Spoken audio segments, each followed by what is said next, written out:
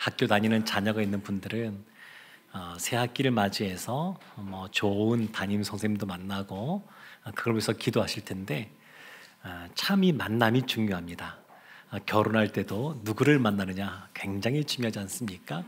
그 이외에 직장 생활할 때도 그렇고 사업할 때도 그렇고 만남이 참 중요합니다.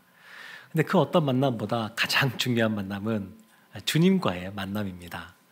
사도행전 10장에 보게 되면 만남이 여러 건 나오는데 예수님 하나님께서 고넬료를 찾아가서 만나시는 만남이 나왔고, 그리고 또 베드로를 찾아가서 만나시는 만남이 있었습니다.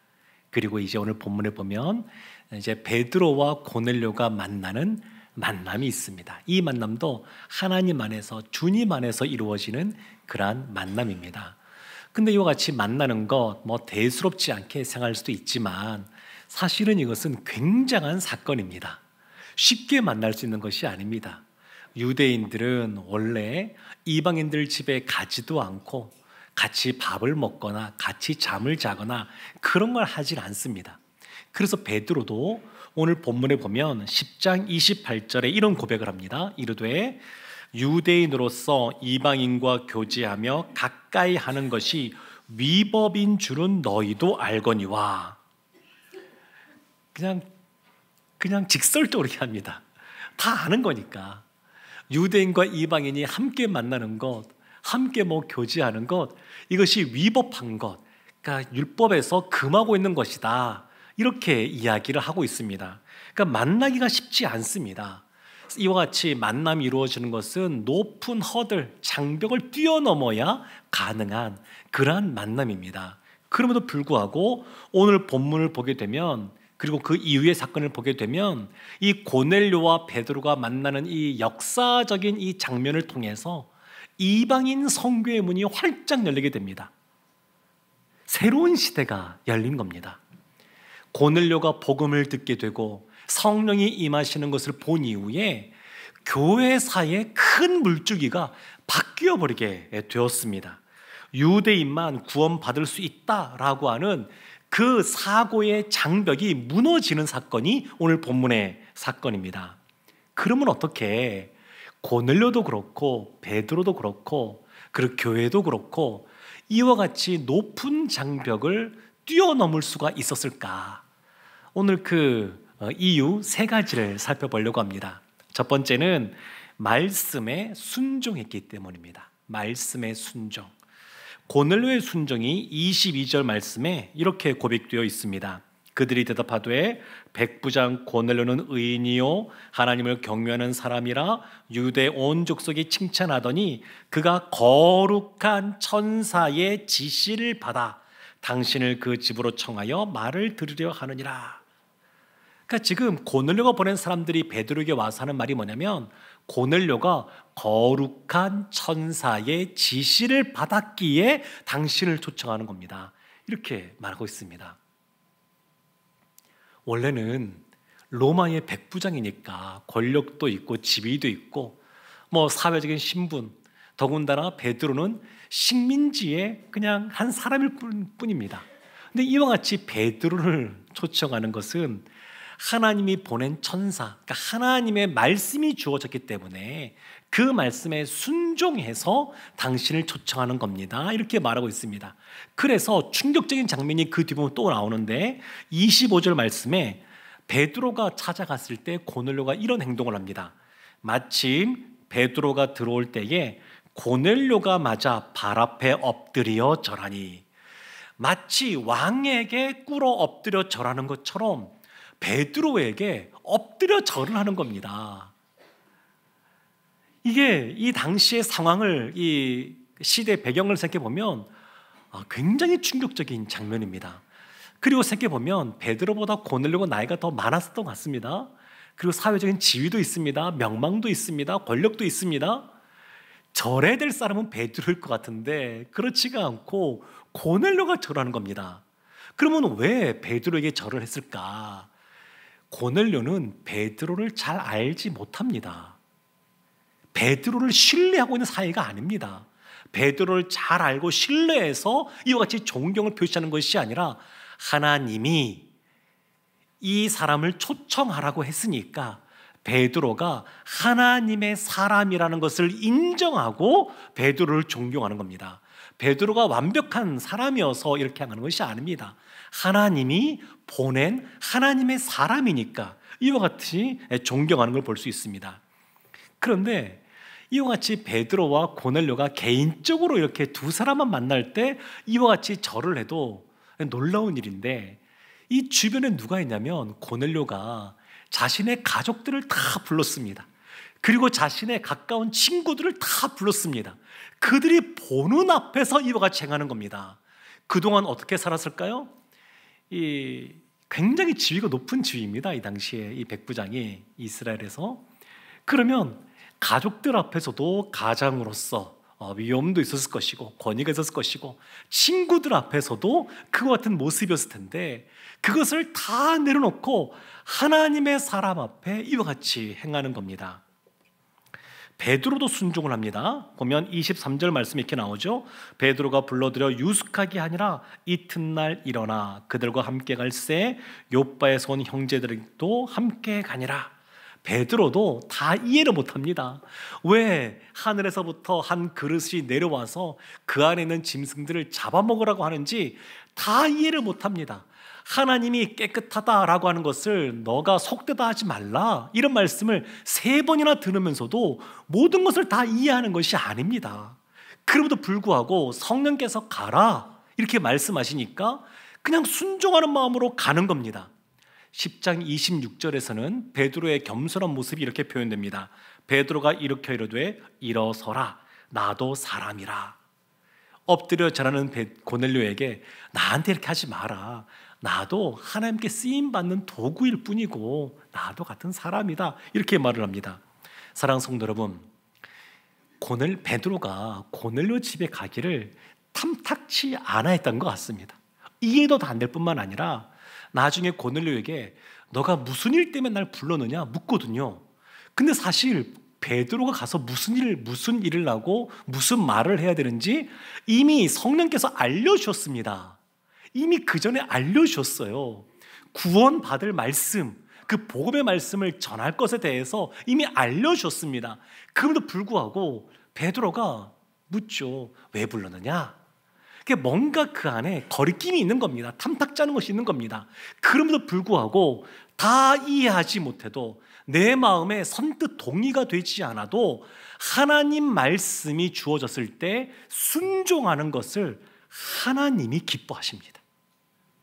하나님이 아브라함, 믿음의 조상 아브라함 되게 할 때 아브라함에게 말씀하시죠. 모리아 산으로 가서 너 아들 그 독자 이삭을 바치라. 아브라함이 다 알지 못합니다. 이삭이 죽는다 그래도 하나님이 다시 살리실 것이라고는 믿음은 있었지만 어떻게 펼쳐질지 다 모릅니다. 하나님이 그곳에 수량을 여호와 일에 미리 준비시켜 놓은 것 모릅니다. 모르는데 하나님의 말씀이 주어지니까 그냥 다 몰라도 순종하는 겁니다. 하나님이 그것을 기뻐하십니다. 그럼에도 불구하고 우리가 순종하기가 쉽지가 않죠. 우리의 순종을 방해하는 것들이 있는데, 오늘 말씀을 이렇게 생각해 보면 첫 번째 생각할 것은 뭐냐면 선입견입니다. 선입견. 우리가 갖고 있는 편견, 이런 것들이 있습니다. 하나님은 이것을 원하지 않으실 거야, 이걸 원하실 거야, 이런 거라든지, 아니면 여러 가지 문화나 전통 속에서 우리가 갖고 있는 선입견들, 그런 것들이 순종하는데 방해거리가 되곤 합니다. 또 예수님이 하신 말씀을 보게 되면 우리의 마음밭이 착하고 좋은 마음이면 하나님 말씀이 들려졌을 때 아멘 이러고 순종하게 되는데, 우리의 마음이 완악하면 그렇게 하기가 어렵습니다. 하나님의 말씀이 들려질 때 완악한 마음이 있으면 그 말씀을 무시합니다. 이집트의 바로부터 시작하여서 마음이 강팍한 사람들 성경에 참 많이 나옵니다. 하나님이 유다와 남유다가 망하게 될 때에도, 이스라엘이 망하게 될 때에도 참 많은 선자들을 보내셨습니다. 너무 많이 보냈습니다. 그럼에도 그들이 듣지를 않습니다. 왜냐하면 마음이 완악해져서 말씀을 무시하는 겁니다. 그러면 성령의 역사가 일어나지가 않습니다. 사랑하는 성도 여러분, 복음은 사람의 인간의 그러한 선입견을 뛰어넘습니다. 복음은 사람이 만들어 놓은 경계선을 뛰어넘게 합니다. 그리고 복음 전파는 이와 같은 선입견을 깨뜨리고 우리가 그어놓은 경계선을 뛰어넘어야 복음이 전해집니다. 그래야 확장이 됩니다. 지금 오늘 말씀을 통해서 우리가 어떻게 하면 높은 장벽을 뛰어넘을 수 있을까? 그것을 살펴보고 있는데, 첫 번째는 말씀에 순종하는 겁니다. 두 번째는 말씀을 경청했기 때문에 이와 같은 일이 벌어졌습니다. 말씀을 경청하는 겁니다. 고넬료가 33절에서 이렇게 말을 합니다. 내가 곧 당신에게 사람을 보내었는데 오셨으니 잘하였나이다. 이제 우리는 주께서 당신에게 명하신 모든 것을 듣고자 하여 다 하나님 앞에 있나이다. 주께서 당신에게 명하신 모든 것을 듣고자 하여, 베드로를 통해서 복음을 듣고자 하는 것이 초청의 목적이다라고 하는 것을 드러내고 있습니다. 그런데 고넬료가 뭐라고 방하냐면 우리가 다 하나님 앞에 있나이다 이렇게 고백을 합니다. 하나님 앞에 있나이다. 지금 말씀을 누가 전하려고 하고 있습니까? 베드로가 하고 있습니다. 베드로가 설교 말씀을 전하는데 고넬료는 그 말씀을 어떻게 듣고 있냐면 베드로의 말이 아니라 하나님의 말씀으로 듣고 있습니다. 하나님의 말씀으로. 그 말씀을 하나님이 나에게 주시는 말씀으로 생각하고 아주 경청합니다. 그래서 뒤에 보게 되면 말씀을 들을 때에 고넬료와 온 집안에 있는 사람들, 가족들, 또 친구들까지 다 예수를 믿는 역사가 나타납니다. 말씀을 들을 때 예수를 믿게 되고, 그리고 성령의 충만함을 경험하게 됩니다. 어떻게 하면 성령의 충만함을 경험할 수 있느냐? 말씀을 경청할 때 주어집니다. 오늘날 우리도 마찬가지죠. 제가 설교자로서 이 강단에서 말씀을 전하고 있습니다만, 여기서 선포되는 말씀을 저의 말씀으로 들으시면 안 되고 하나님이 지금 나에게 하시는 말씀이다 이렇게 들으시면 하나님 주시는 큰 은혜가 함께할 줄로 믿습니다. 지금 고넬료가 경청하고 있습니다. 그리고 고넬료만 경청하는 것이 아니라 베드로도 경청합니다. 베드로도. 34절 35절 이렇게 나옵니다. 베드로가 입을 열어 말하되 내가 참으로 하나님은 사람의 외모를 보지 아니하시고 각 나라 중 하나님을 경외하며 의를 행하는 사람은 다 받으시는 줄 깨달았도다 이렇게 말합니다. 하나님은 사람의 외모를 보지 않는다. 여기서 외모는 유대인과 이방인을 구분짓는 건데, 유대인의 특징이 뭐냐면 할례를 행한 겁니다. 보면 압니다. 함께 목욕탕 가면 압니다. 이 사람이 할례를 행한 사람인지 안 한 사람인지. 그러니까 하나님은 이 외모를 통해서 유대인만 구원하고 이방인들은 구원하지 않는다 이것이 아니고, 유대인이든 이방인이든 하나님은 그에 대한 편애가 없이 다 사랑하시고 구원하시는 분이시다라고 하는 것을 드러내는 겁니다. 베드로가 각 나라 중 하나님을 경외하며 의를 행하는 사람들은 다 받으시는 줄 깨달았다 이렇게 말합니다. 깨달았다. 베드로가 어떻게 깨달았을까요? 하나님께서 말씀하시고 인도하시는 것에 있어서 계속 초점을 맞추고 있으니까 본인이 다 이해도 안 되고 마음에 거리끼는 것도 있지만 하나님이 행하신 것을 보면서 깨닫게 됩니다. 깨닫게. 그러니까 복음은 듣는 사람도 바꾸지만 복음을 전하는 사람도 바꿉니다. 베드로가 복음서에서 나오는 예수님을 따라다니던 때의 그 베드로와 사도행전에서의 베드로는 전혀 다른 사람 같습니다. 그 이전에는 기도도 잘하지 않고요, 예수님의 말씀에 잘 순종도 하지 않고요, 그랬던 베드로인데 사도행전에 들어오게 되면 성령의 충만함을 덧입고 말씀을 선포할 때 3,000명, 5,000명이 주님께 돌아오는 역사를 일으킨 사람이 베드로입니다. 베드로가 기도를 열심히 하는 사람이었고, 그리고 병자들을 고치고 죽은 사람도 살려내는 사람이 베드로였습니다. 그러니까 변했습니다. 많이 달라졌습니다. 그럼에도 불구하고 여전히 베드로가 깨닫는 부분이 있는 겁니다. 적어도 사도행전에 기록된 말씀으로만 보게 되면 초창기 때 이 사도 베드로의 사역은 유대인 남성 중심의 사역이었습니다. 그러다가 지역이 넓어지고 사람이 넓어졌습니다. 사마리아인들에게도 가서 안수하고 성령이 임하는 것을 보고 그들에게 말씀을 가르쳤습니다. 그리고 오늘 본문에 있었던 앞에 사도행전 9장을 보면 욥바라고 하는 곳에 가서 다비다라고 하는 여자의 잔을 살려냅니다. 그러니까 지금 점점 넓어지고 있죠. 유대인 남성 중심의 사역에서 사마리아까지 넓어지고 남성만이 아니라 여성에게도 넓어지고, 그리고 지금 오늘 이 사건을 통해서 이방인에까지 넓어지는 그러한 베드로의 그 영적인 시야가 계속해서 넓어지고 마음이 넓어지는 것을 볼 수 있습니다. 그러니까 이와 같이 대단한 사도인 베드로, 이 베드로도 완성된 존재가 아닙니다. 계속해서 주님을 알아가고 닮아가고 성장할 부분이 있는 사람입니다. 설교자가 갖고 있는 특권이 있는데, 우리 성도님들은 말씀을 듣기만 하지만 설교자는 말씀을 준비해야 되는 사람입니다. 그래서 최소한 2번 은혜를 받습니다. 말씀을 준비할 때 은혜를 먼저 받아요. 그리고 말씀을 전할 때 말씀을 전하면서도 은혜 받습니다. 이게 특권이라고 저는 생각합니다. 그런데 한번 생각해 보십시오. 설교자가 말씀을 준비할 때도, 그리고 말씀을 전할 때도 은혜를 받지 못한다라고 한번 생각해 보십시오. 참 불행한 일이죠. 그러면 그렇게 될 때에 듣는 성도님들은 그러면 같이 은혜를 못 받을까? 이건 또 다른 문제입니다. 은혜는 하나님이 주시는 겁니다.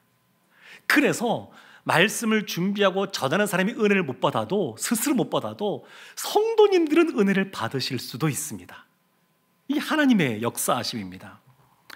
유대인들만이 구원이 아니라고 하는 것을 이 베드로가 깨닫게 됩니다. 하나님은 유대인이든 이방이든 따지지 않고 그들을 다 구원하기 원하신다는 것을 베드로가 이제 깨달아 가기 시작합니다. 예수 그리스도의 복음은 그래서 우리의 영적인 그러한 눈을 넓혀줍니다. 넓혀주어요. 하나님은 인간이 만들어 놓은 그러한 기준과 장벽을 이 복음을 통해서 무너뜨리십니다. 우리 스스로 만들어 놓은 편협한 그러한 가치관과 세계관을 깨뜨려 버리십니다. 지금 베드로가 말씀을 경청하면서, 본인도 말씀을 경청하면서 이와 같이 성장해 가고 있습니다. 그가 전했던 설교 말씀이 예수님의 공생의 사역과 그리고 십자가와 부활에 대해서 말하는데 아마 길게 말했겠죠. 근데 이 누가가 굉장히 압축해서 요약해서 이것을 전하고 있습니다. 대표적인 구절이 36절부터 43절 중에서 38절 말씀이 아주 대표적인 말씀입니다. 우리 38절 말씀 함께 합독하겠습니다. 하나님이 나사렛 예수에게 성령과 능력을 기름 붓듯 하셨음에 그가 두루 다니시며 선한 일을 행하시고 마귀에게 눌린 모든 사람을 고치셨으니 이는 하나님이 함께 하셨음이라. 아멘.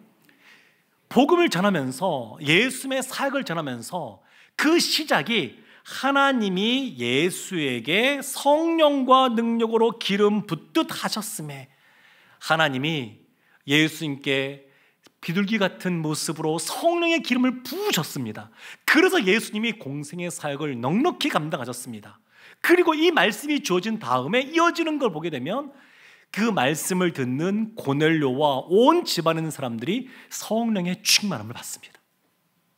예수님이 성령의 기름을 덧입고 사역을 감당했고, 베드로와 120명의 성도들과 유대의 그리스도인들이 성령의 충만함을 덧입고 그와 같이 주님께 주신 사명을 감당했던 것처럼 이제 이방인들에게도 성령이 임하게 되는 겁니다. 어떻게 하면 높은 장벽을 뛰어넘을 수 있을까?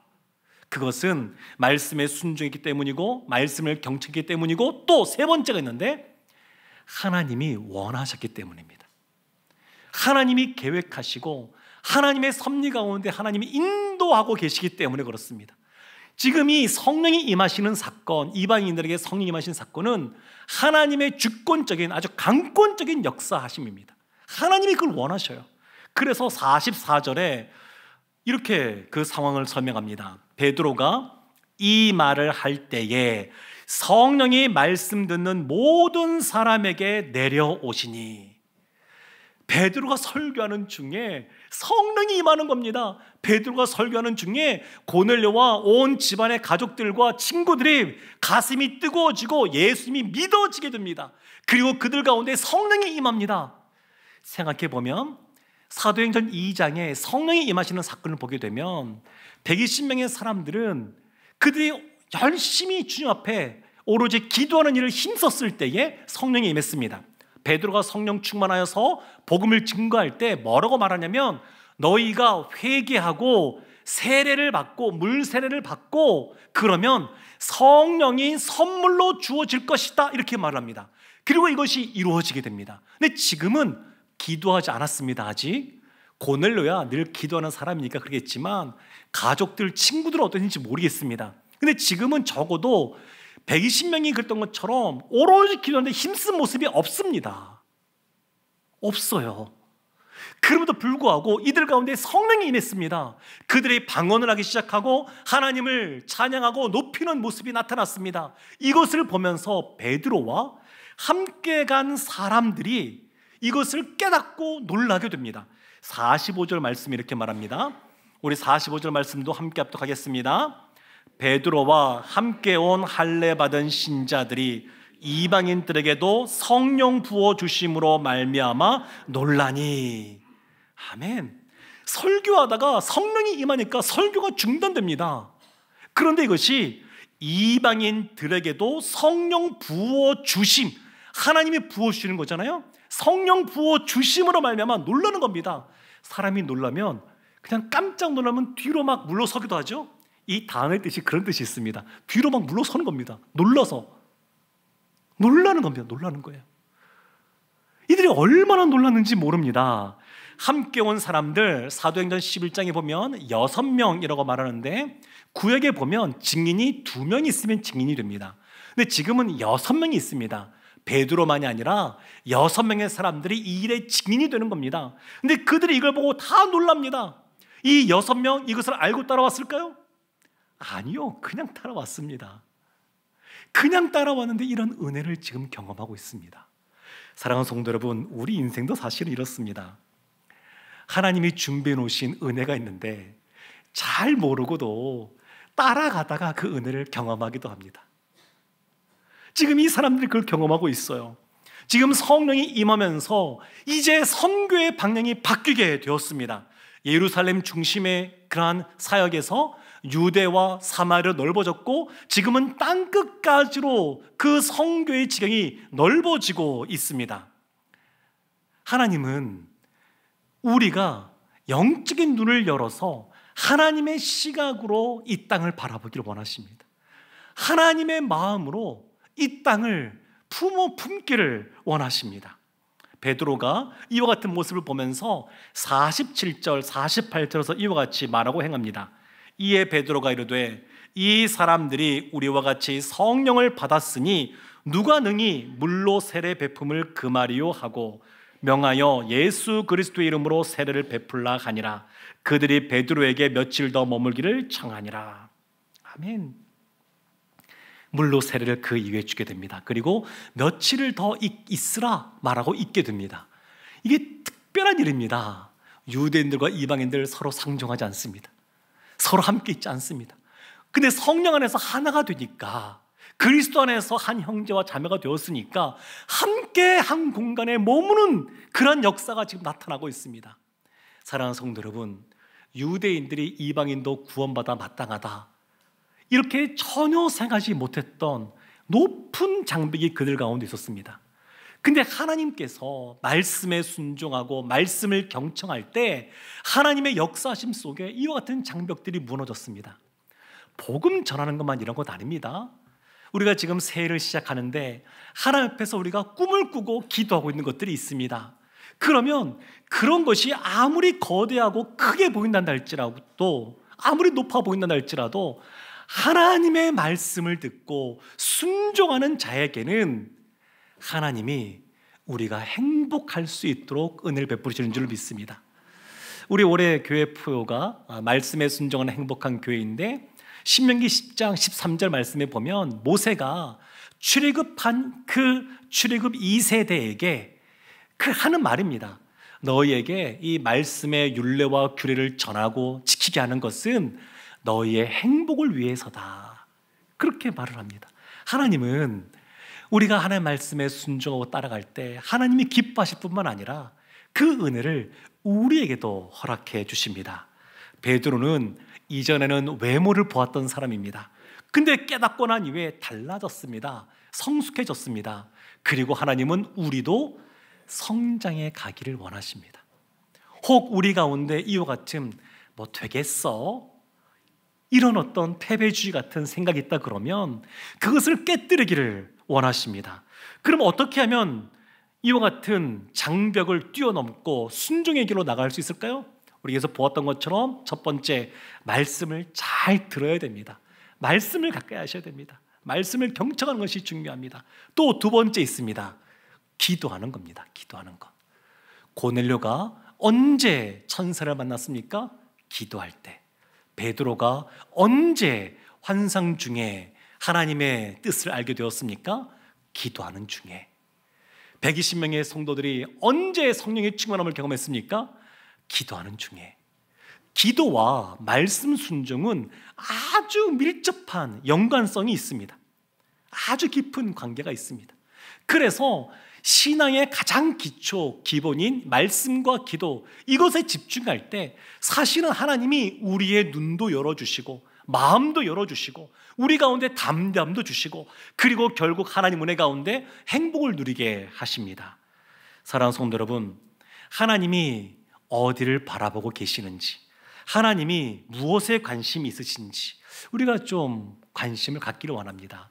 하나님은 잃어버린 한 마리의 양에게 시선이 가 계십니다. 하나님은 복음이 필요한 곳, 그곳에 복음을 전해줄 사람을 찾고 계십니다. 그래서 우리가 잠시 그냥 우리의 주변을 한번 둘러본다 그러면 복음이 필요한 사람이 보일 거예요. 복음이 필요한 상황, 복음이 필요한 곳이 보일 겁니다. 그러면 우리가 복음이 필요한 그곳에 우리가 가서 그리스도의 복음을 전하기를 원합니다. 또 우리의 삶 가운데 뛰어넘어야 될 장벽, 높은 허들이 있다 그러면 그것을 향해서도 담대하게 믿음으로 말씀을 듣고 기도하며 뛰어넘기를 원합니다. 하나님이 이것을 원하신다고 믿습니다. 주님 안에 거하며 주님 안에서 이와 같은 큰 은혜를 받아 누리는 우리 모두가 되기를 주님의 이름으로 축원합니다. 아멘. 우리